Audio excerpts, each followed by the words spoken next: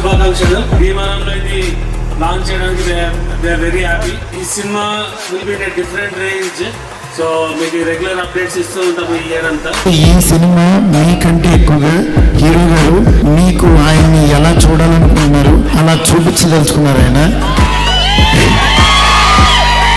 అంటే ఆయన ఎన్ని రకాలు చేయగలరు అన్ని రకాలు ఇందులో చేస్తున్నారు. మీకు ఎప్పటికప్పుడు అప్డేట్స్ ఇస్తూ ఉంటాను, ఎప్పటికప్పుడు మిమ్మల్ని ఎక్సైట్ చేస్తుంటాను. అప్డేట్ ఈ రెండులో థ్రిల్ చేద్దాం.